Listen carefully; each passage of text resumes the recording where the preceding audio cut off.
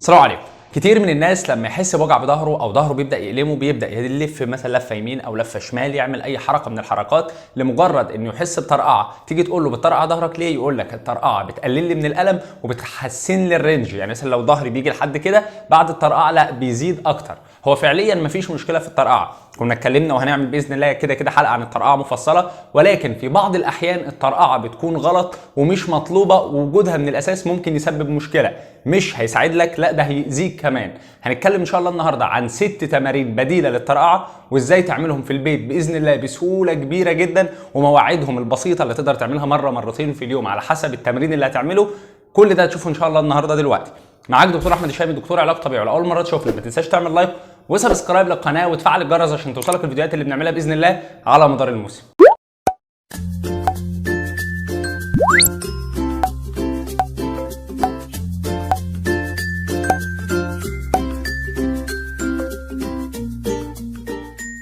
مبدئيا هنبدا بالتمارين. التمرين الاولاني وهو البريدجنج اكسرسايز.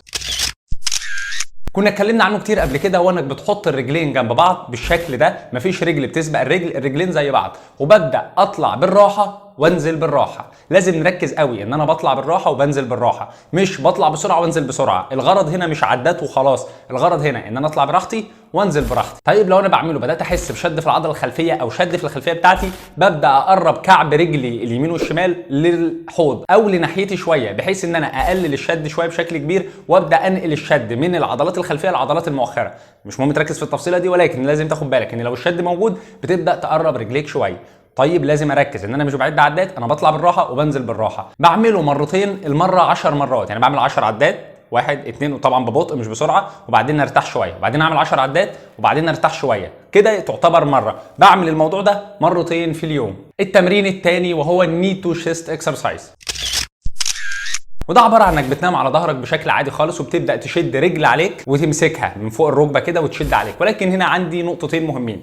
كتير من الناس بتطلب ان الرجل الثانيه او الرجل اللي انا ما بشتغلش عليها تبقى مفروده، الا اني بفضل لو انت لسه بادئ التمارين اول مره وما جربتهاش قبل كده، لا ده انا لسه اول مره اعملها وبالتالي ظهري بيوجعني اصلا، فانا ممكن اتفادى على ان انا امدد رجلي، لا انا هشدها عليا بحيث تكون بنفس الشكل، وببدا اشد رجلي عليا وبثبت 30 ثانيه. طيب انا عندي خشونه في الركبه، عندي مشكله في الركبه، عامل عمليه، في مشكله في الركبه لما باجي امسكها من قدام، بتبدا تمسك من تحت الركبه، بتحط ايديك الاثنين من تحتها وتبدا تشد عليك. بالاضافه فتره ما انا شادد رجل عليا بتاخد نفس جامد، نفس عميق، وتكون كده انت شادد رجليك عليك وبتثبت 30 ثانيه. بتعمل التمرين ده من 3 ل 5 مرات. التمرين الثالث وهو الروتيشن، وده ليه طريقتين.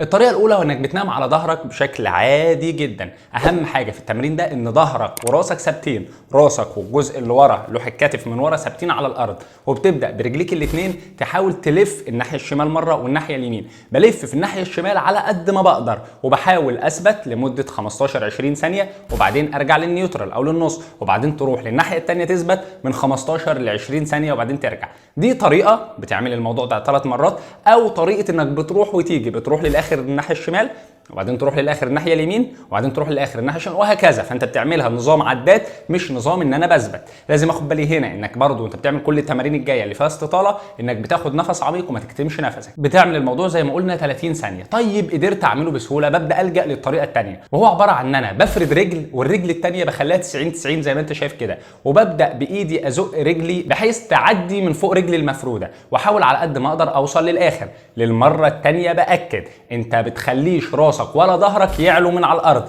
انا ما بطلعش بكتفي وانا بلف، لا انت ظهرك ثابت وبتحاول على قد ما تقدر توصل للاخر. بتثبت 30 ثانيه وبعدين تريح، وبعدين تعملها مره كمان، وبعدين مره كمان، من 3 ل 5 مرات. خلصت الرجل دي ببدا اعكس للرجل الثانيه واعمل نفس الكلام فيها. لازم ااكد ان الموضوع ده وانت بتعمله ما بتزقش رجلك جامد، ما تضغطش على رجلك انها توصل للاخر.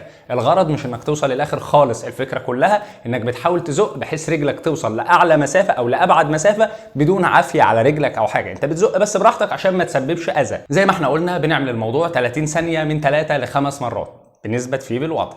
بالنسبه للتمرين الرابع، والتمرين الرابع في شيء عكسي شويه. ازاي؟ مبدئيا انا عندي رجل مفروده ورجل متنيه 90 90 زي التمرين اللي فات، اشبه بيه شويه، ولكني هحط تحت رجلي المفروده على الارض كوره او مخده او اي حاجه بحيث ترفع ركبتي من على الارض شويه، والرجل الثانيه زي ما هي مرفوعه كده ببدا ازق بيها عليا. فانا عندي فكرتين، الرجل اللي مفروده بتضغط لتحت والرجل اللي متنيه بتزق عليا. طيب هي بتزق عليا وخلاص؟ لا، انا ايدي بتحاول تصد الركبه بحيث تعمل ايزومتريك كونتراكشن. كنا شرحنا يعني ايه ايزومتريك في حلقه انك ما ترقعش رقبتك واعمل تمارين بدلها، وهو ان انا بعمل الحركه او ان العضله بتنقبض ولكن بدون حركه. تمام، انا بضغط بايدي قفلت الركبه ورجلي الثانيه بتزق، ففي حركه في الرجل المفروده بتزق لتحت وفي حركه في الرجل المتنيه بتزق عليا، وبحاول اثبت او سستيند في المده دي من 5 ل 10 ثواني، ممكن تزودها ل 15 ثانيه. بتعمل الموضوع ده من 3 ل 5 مرات برضه.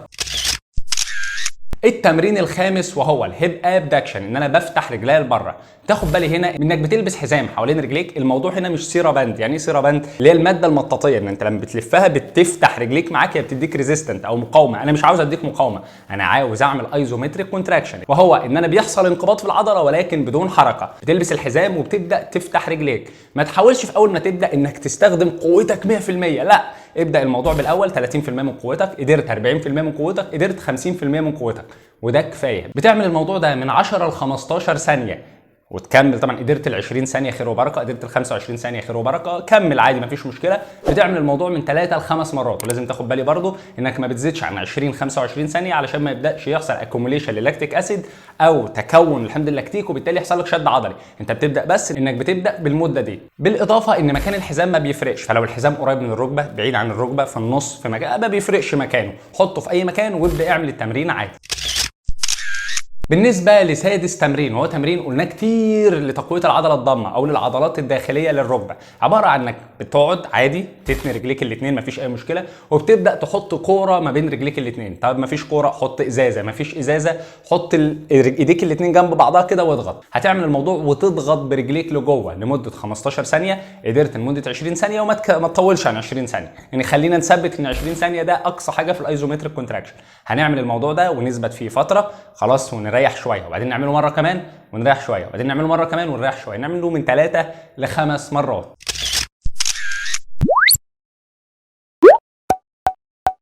نهاية أأكد للمرة الثانية إن التمارين دي مهمة جدا، لأن هي بتساعد على تقليل الشد اللي موجود في الفقرات، لأن الفقرات ممكن تاخد شكل معين أو لفة معينة أو بيندنج إنها تميل بشكل معين نتيجة إن العضلات اللي حوالين العمود الفقري شدت. العضلات اللي حوالين العمود الفقري لما تشد ممكن تشد معاها العظم أو الفقرات ناحيتها، بالتالي أنت لما بتعمل حركة معينة فأنت بتفك الحتة دي. طبعا ده شيء ممتاز مفيش أي مشكلة فيه، ولكن العضلة كده كده شدة فهتشد معاها تاني الفقرات، وبالتالي فالتمارين دي هتساعد بشكل كبير على تقليل الضغط ده او تقليل الشد ده. خلاص، دي النقطه دي على جنب.